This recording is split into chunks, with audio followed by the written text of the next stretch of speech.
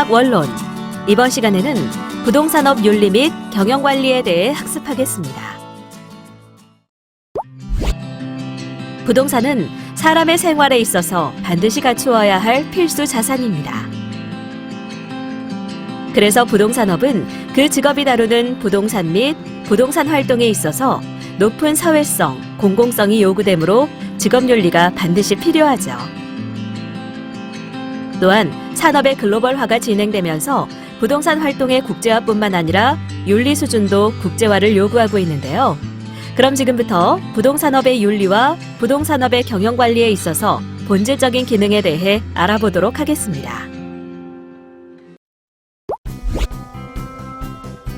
여러분 안녕하세요. 박정산입니다. 이번 시간의 학습 내용은 부동산업과 부동산 윤리, 그리고 부동산업의 경영관리입니다. 여러분은 이번 학습을 마치고 나면 부동산업과 부동산 윤리에 대해 설명할 수 있게 될 뿐만 아니라 부동산업의 경영관리에 대해서도 설명할 수 있게 될 것입니다. 그럼 지금부터 학습을 시작하도록 하겠습니다. 부동산업과 부동산 윤리.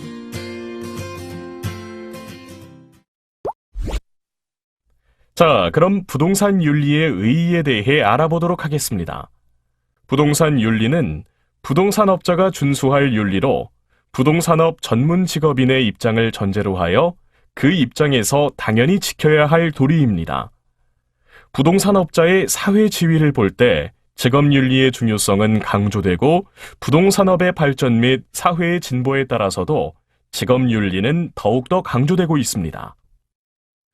부동산 평가업자, 부동산 중개업자 등 전문 직업인은 각각 윤리 헌장을 제정하여 업무 수행 시 지키도록 규율하고 있으며 글로벌화로 인해 부동산 활동의 국제화뿐 아니라 윤리 수준도 국제화를 요구하고 있습니다. 이러한 부동산의 윤리의 목적과 내용에는 어떤 것들이 있을까요? 부동산 윤리의 구체적인 목적 및 내용을 모든 부동산업에 공통적으로 적용할 수 있다는 것에는 첫째, 부동산업에 참여하는 전문 직업인으로서 긍지를 갖고 국가의 책무를 다하고 사회봉사의 정신을 드높이는 자세. 둘째, 전문 직업인으로서 양심과 양식을 소중하게 다루는 자세. 셋째, 전문 직업인으로서 예의 범절 및 인간관계를 중요시하는 자세가 있습니다. 다음으로 넷째, 전문 직업인으로서 전문 지식과 자질 향상을 위하여 부단히 노력하는 자세. 다섯째, 업무 활동에 특히 유의할 사항을 중요시하는 자세. 여섯째, 시장 질서를 존중하고 공정 경쟁하는 자세가 있고, 마지막으로 동업자의 이익 및 동업자 단체의 이익 증진을 위해 노력하는 자세가 있죠. 부동산 윤리에는 고용윤리, 조직윤리, 서비스윤리, 그리고 공중윤리가 있습니다. 첫 번째, 고용윤리인데요.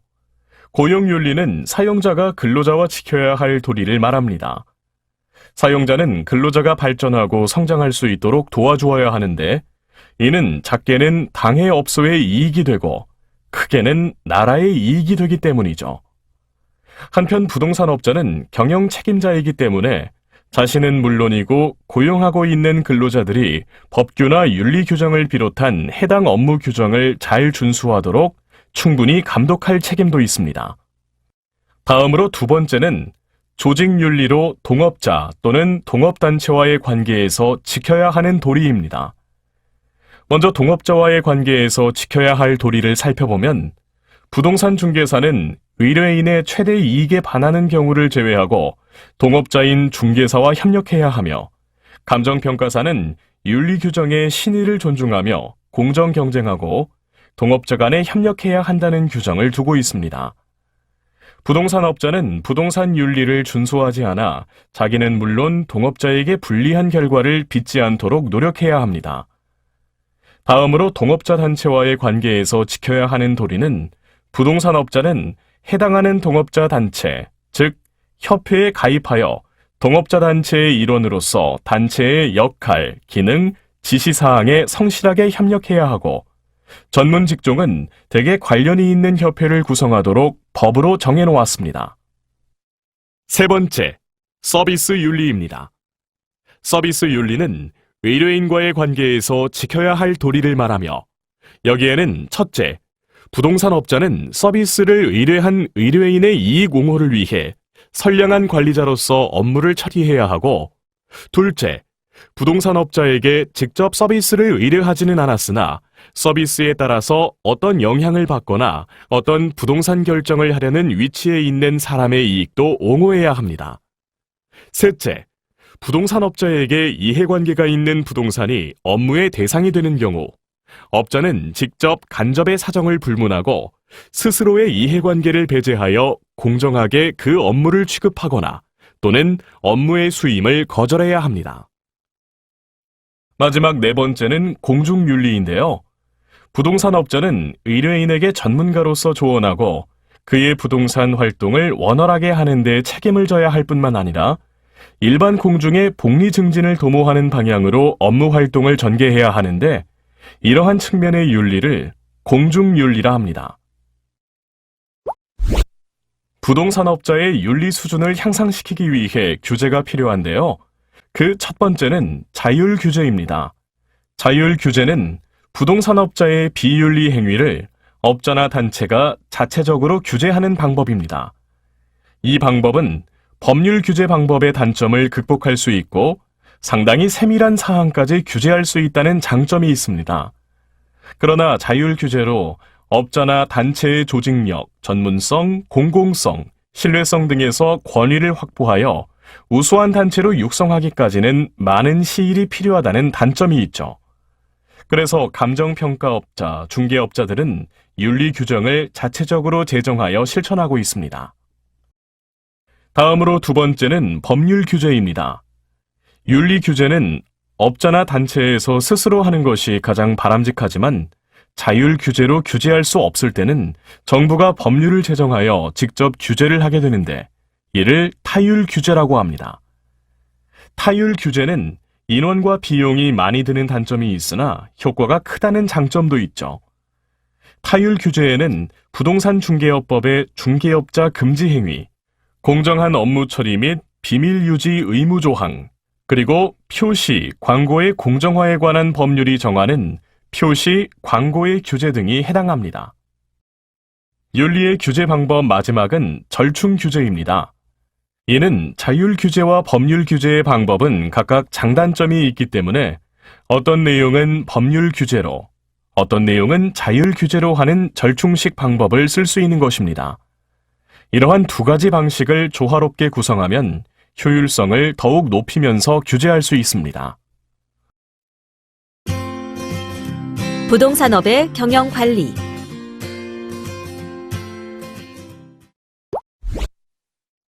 부동산 기업은 추구하는 목적을 달성하기 위하여 기획, 조직, 지휘, 통제 등의 관리 기능을 합리적으로 수행하려고 하는데요. 그럼 하나씩 자세히 살펴볼까요? 먼저 계획입니다. 계획이란 조직의 목표와 목적을 설정하고 그 달성을 위해 적절한 수단을 결정하는 것을 말하는데요. 즉, 무엇을 하고 그것을 어떻게 하며 언제 하고 누가 할 것인가를 사전에 결정하는 것입니다. 이러한 계획은 단순히 세울 수 있는 게 아니라 의사결정 과정 단계를 거쳐 생산됩니다. 의사결정 과정이란 무엇일까요? 의사결정 과정은 의사를 결정하기 위한 단계로 다른 말로는 논리적 사고 과정 또는 문제 해결 과정으로도 부르기도 합니다. 이러한 의사결정 과정은 1단계에서는 의사결정이나 문제 국면에 대해 인식하고 2단계에서는 자료를 수집합니다. 3단계에서는 수집한 정보를 분석하고 핵심적인 논점이나 문제를 확인하고 가능한 한 하위 문제도 확인해 보아야 합니다. 4단계에서는 가능한 해결 방법 혹은 행동 모델을 설정하고 각각의 선택 여부 관계를 고려하여 대안을 설정하고 5단계에서는 최선의 결과를 산출할 수 있는 대안을 선택하여 의사결정을 합니다. 그렇다면 효과적인 의사결정을 위한 방법에는 어떤 것들이 있을까요? 먼저 브레인스토밍 기법은 기존 관념에 사로잡히지 않고 자유로운 발상으로 아이디어나 의견을 내는 곳으로 6에서 12명이 정해진 시간 동안 문제에 대한 가능한 많은 대안을 제시하여 토의하고 분석하여 결정하는 방법입니다. 다음으로 명목 집단 기법은 7에서 10명이 탁상에 앉아 서로 말하지 않고 종이에 아이디어를 기록하여 5분 후 각자의 아이디어를 발표하는 방법이고, 델파이 기법은 해당 전문가들의 직관으로 미래를 예측하여 결정하는 방법인데요. 이 기법은 한 문제를 여러 전문가들로부터 우편 등으로 의견을 수집한 다음 이 의견들을 요약하고 정리하여 다시 전문가들에게 배부하여 일반적인 합의가 이루어질 때까지 아이디어를 논평하게 하는 방법입니다. 이번에는 조직화에 대해 알아보도록 하겠습니다. 조직화란 조직의 목적을 달성하고 인적, 물적 자원을 조정하기 위해 일, 역할, 권한을 형식상으로 구성하는 것을 말합니다. 이것은 사내 직원 사이의 관계를 확정하는 것으로 각 사람에게 자신의 직무가 무엇인가를 알려주고 그것이 다른 직무와 어떠한 관계에 있는지 설명해 주는 것입니다. 그런데 조직이 대내적으로 균형을 유지하기 위해서는 조직과 개인 사이의 유인과 공헌이 균형을 이루어야 합니다. 즉, 조직이 존속하기 위해서는 각 참가자에게 배분되는 유인과 공헌이 같거나 또는 공헌보다 유인이 더 커야 하며, 그렇지 못하면 참가자는 조직에서 이탈하게 됩니다. 조직이 개인에게 제공할 수 있는 완전한 유인책을 제공한다는 것은 어려운데요. 하지만 버나드는 개인에게 특정하게 제공하는 것과 그렇지 않은 것으로 구분하였습니다. 특정 유인은 물질 유인, 비물질 기회, 바람직한 물질 조건, 이상의 만족 등이 포함되며, 일반 유인은 사회 접촉상의 매력, 습관적인 일의 방법과 태도의 적합, 참가 기회의 확대, 친교의 상태 등이 있습니다. 먼저 특정 요인 중 물질 요인은 화폐와 재물로 주는 보수를 말하는데요. 물질 요인은 개인이 조직에 매여 있는 경우 의식주 생활을 보장해주기 위해 필요하고 대부분 다른 비물질 동기 등과 같이 이용됩니다. 다음으로 비물질 기회는 우월, 위신, 개인 세력 및 지배력 획득 기회를 말합니다. 즉, 사회적으로 인정받고 싶다는 동기를 만족시켜주는 요인으로 물질 요인과 밀접한 관계가 있죠. 그럼 바람직한 물질 조건은 무엇일까요? 바람직한 물질 조건은 작업 조건으로 물질 요인과 함께 고전 관리 이론에서 강조된 것의 하나입니다. 이상의 만족은 어떤 요인보다도 강력하지만 등한시하기 쉬운데요. 이것은 개개인이 일하는 기쁨, 타인이나 조직을 위해 일한다는 봉사정신이 있는 사람에게 유효하며, 이러한 이상을 만족시켜주는 조직은 능력 있는 조직이라 할 수 있습니다.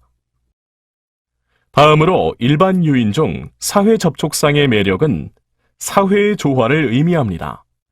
이는 민족 간의 적이, 계층 간의 대립, 혈연 및 지연 관계 등은 대개 협동을 방해하기 때문에 조직의 조화, 즉 바람직한 인간관계 형성을 위한 분위기를 제공할 수 있다면 그것은 조직에서 거의 모든 개개인의 노력을 끌어내는 강력한 유인이 됩니다.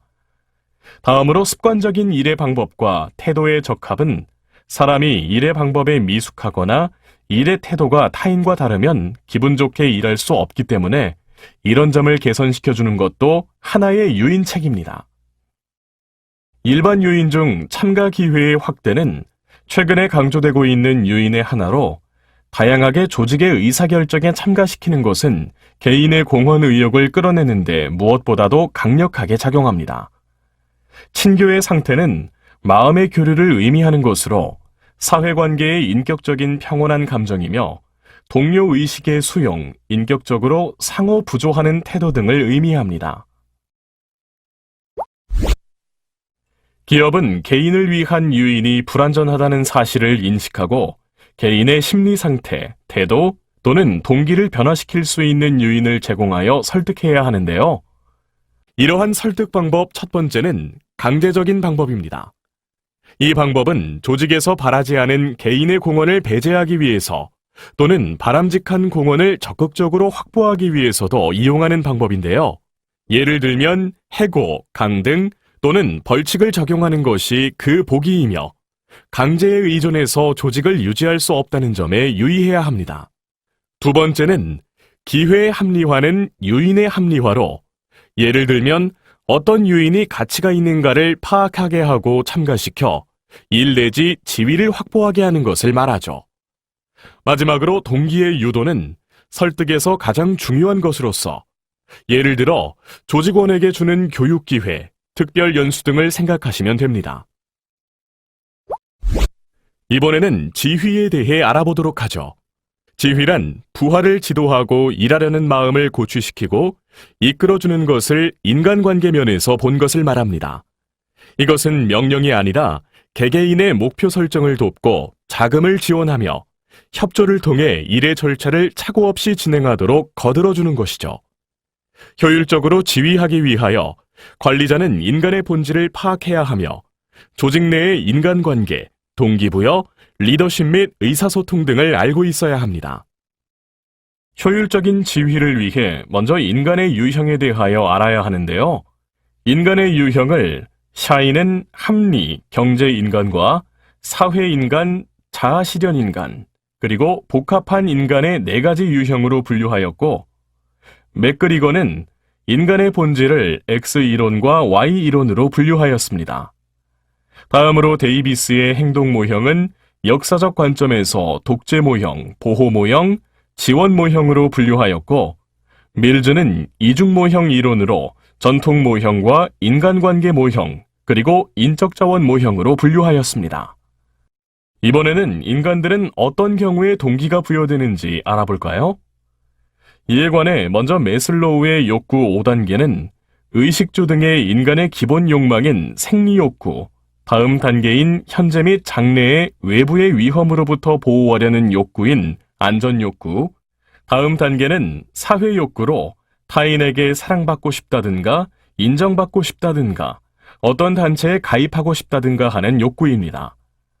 사회욕구 다음 단계인 존경받고 싶은 욕구는 자존심과 지위를 얻으려는 것으로서 타인으로부터 존경과 가치를 인정받길 원하는 욕구이고, 마지막 단계는 자아실현의 욕구로 향상, 창조, 공헌하고 싶다는 욕구입니다. 다음은 허즈버그의 동기부여 이원설인데요. 허즈버그는 동기부여를 작업 환경의 욕구와 심리 욕구로 나누었습니다. 작업 환경의 욕구는 보장 요인으로 상당한 급여, 안전, 부가급부, 좋은 작업 조건, 지위 등은 당연한 것으로 여기기 때문에 일에 전력 투구시키는 동기가 되기 어렵다는 것입니다.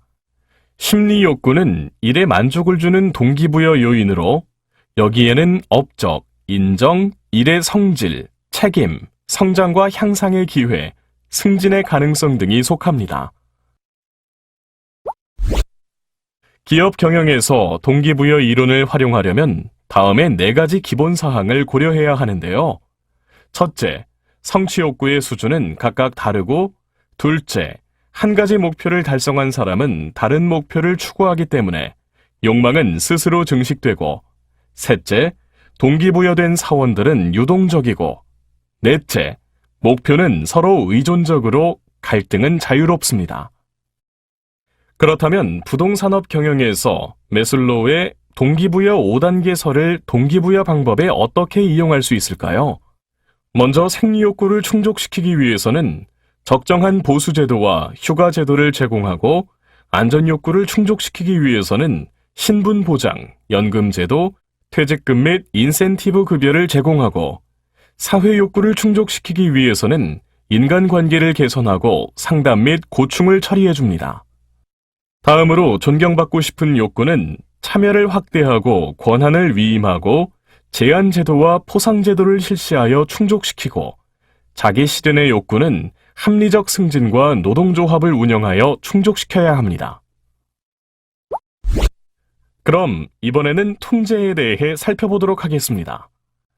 통제란 기업이 미리 결정한 목표의 성과를 현재의 집행 과정에서 측정하여 차이가 나면 수정하는 활동인데요. 통제의 본질은 계획 과정에서 예측한 결과가 현재 시점에서 나타나고 있는지 여부를 확인하는 데 있으며, 부동산 기업이 회계원을 두고 회사의 재무 거래를 기록시키거나 판매 상황을 보고시키는 것도 하나의 통제라고 할 수 있습니다. 이러한 통제의 절차는 기준 설정, 성과 측정, 편차 수정의 단계를 거칩니다. 먼저 기준 설정입니다. 실시 계획, 예산 등은 통제 기준이지만 경영자는 항상 이를 관찰하기 어려우므로 시간, 생산성, 행동 같은 기준을 설정해 놓고 성과를 측정합니다. 다음으로 성과 측정은 기준과 성과의 차이를 분석하는 것으로, 이를 분석하면 경영 활동에서 근로자들의 실적을 알 수 있고, 실적이 기준 이하로 나타날 때는 차이가 담당자에게 있다는 것이 규명됩니다. 다음은 편차 수정 단계입니다. 편차 수정을 강구하는 의미가 있는데요. 편차가 나는 원인은 첫째, 예기치 않은 상황이 발생했거나, 둘째, 부하의 업무 능력이 부족하거나, 셋째, 계획이나 기준이 부적절한 때, 그리고 지휘가 부적절한 때입니다. 그렇다면 통제 방법에는 어떤 것들이 있을까요? 통제 방법에는 예산 통제 기법, 비예산 통제 기법, 새로운 기법들이 있는데요. 하나씩 살펴볼까요? 먼저 전통적인 예산 통제 기법은 오래된 방법입니다. 예산은 편성, 집행, 차이 분석 등의 절차를 확인해 통제하는 것으로서 예산의 크기에 따라 각 분야의 활동 목표가 명확하기 때문에 경영 활동을 종합적으로 통제할 수 있는 이점이 있습니다. 다음으로 비예산 통제 기법은 통계자료 분석, 보고서 분석, 업무 감사, 개인 관찰 등의 방법이 있습니다. 이 중 업무 감사는 내부 감사라고도 하며 통제에 유효한 방법입니다. 마지막으로 통제 방법에 새로운 기법들이 많이 사용되고 있는데요. 여기에는 경영정보 시스템, 로지스틱 시스템, 시간, 사건 네트워크 분석 등이 있습니다. 지금까지 학습한 내용을 퀴즈를 통해 확인해 보겠습니다. 스타트 버튼을 클릭하세요.